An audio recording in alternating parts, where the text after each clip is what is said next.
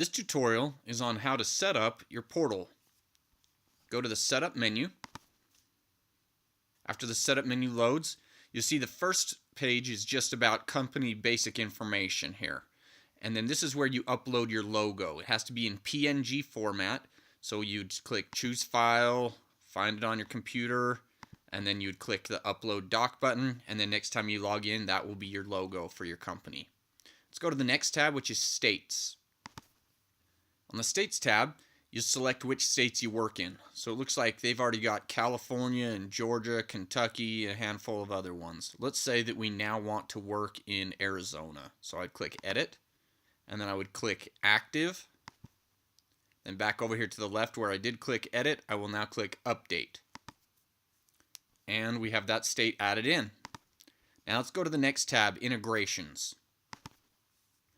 Now on the Integrations tab, you're going to select who you want to integrate with. So you have Alarm.com for your in-house customers. So you're going to select Alarm.com in-house. You're going to select Active, put in the username, put in the password, and click Save. And now you're integrated with Alarm.com for your in-house customers, so you can create accounts and stuff like that. Then you have another Alarm.com login for your Safe Home Security customers. This is the one that Safe Home Security gave to you. So I'll select that. And I would put in that username and password and select the active checkbox. And hit save. Now I'm integrated for Alarm.com for my Safe Home Security customers, so I can create them and get information from them too. Also, DocuSign in-house. If you have an enterprise level DocuSign account, you can integrate that with our portal so that you can use DocuSign for your in-house customers. Also, if you wanted to run your own credits on your own personal accounts, you can set up an account to be able to run credits for your residential in-house customers. Also, there's the Legacy BoldNet. If your central station is Legacy Security Inc., then this will integrate you with their central station.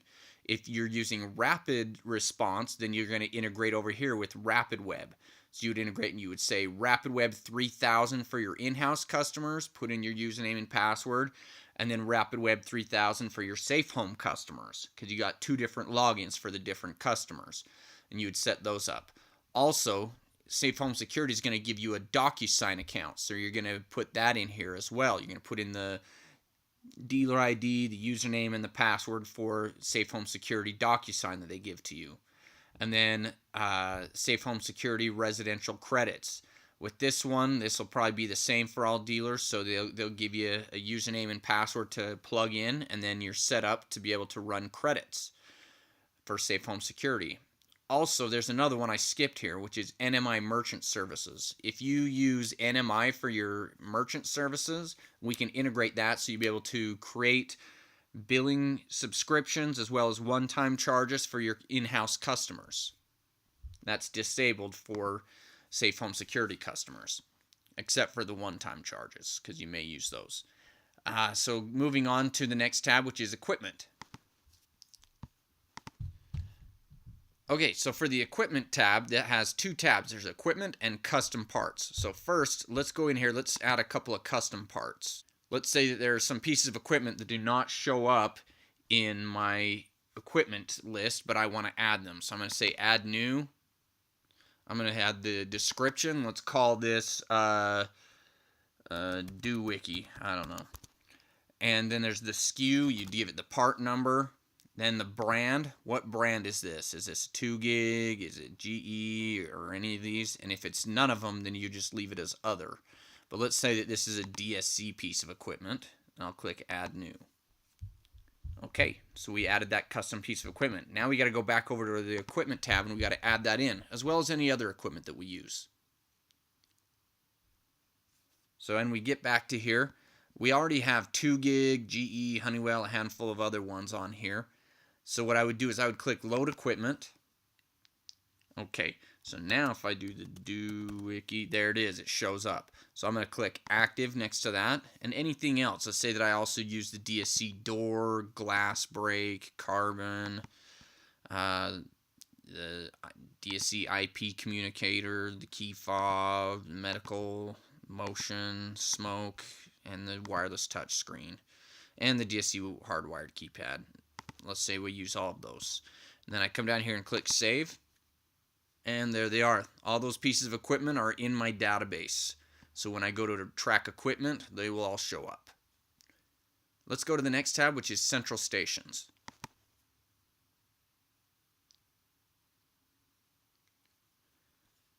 Safe Home Security works with two different central stations. There's Legacy Security Inc. and Rapid Response.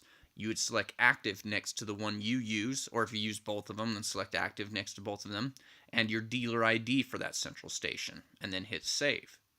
Let's go to the next tab, which is Funding Sources. Now, Safe Home Security is one of the funding sources for this portal. The other one is your in-house customers, and you can track either one. Let's go to the next payroll.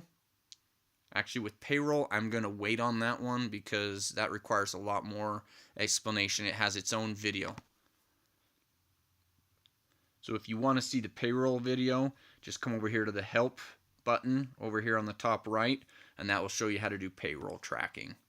Let's go to the next tab, which is Employees. So from here, you can click who you want to search for. Do you want to search for all of your technicians?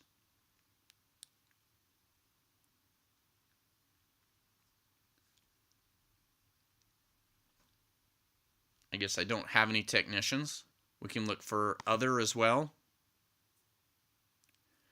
And there we have a few of us there. And I can also add a new employee. So from here, I can say employee type. Is this an independent contractor or an employee? Let's say this is an employee I'm going to add. Login role. I'm going to add this as a general manager. That's like a company owner. Staff, that's like your office workers, a salesman, or a technician. Let's say I'm adding in a salesman. I'll put in his first name, his last name, his cell phone number, his cell phone provider so that he can receive text message updates. Let's say that he uses Cricket on the AT&T network. Let's say that his email is joeyshab@aim.com or something. And then let's put in his address and his city, state, and zip. And then you don't have to put in their social, and it's not going to display that information anyways. That's just if you want to keep it on file. Come tax season, you may want that, so it's up to you. Gmail address, this is for if you want to use the Google Calendar integration. Username, this is how they will log in. So let's call him Joey Shabadoo is his username, password, type that in. And then I would click Add New, and it would put this employee in there, and he'd be able to log in and see his customers and only his own customers. So that's how you add employees. Let's go to the import function. So for the import page, this is if you're already using a different CRM. Right now, we've made a takeover form for if you're using OnGuard, or if you want to just do another one. So let's say you're coming over from Security Tracks or something. Then you're going to have to do it as a lead because we haven't made a sheet yet for Security Tracks. But if you don't have it, so let's say you got to get the lead import template. So I download it here. Oh, whoops, we haven't put that up on it yet. But I will put that up on there. So you would get the template lead, and you would put the customers in the different places. It has all the different spots for how you can import a customer, and then you would click load, and then you can grab that file and it'll load all of your customers in, so you don't have to manually type your customers into a new CRM. Let's go to the next one, which is CSID.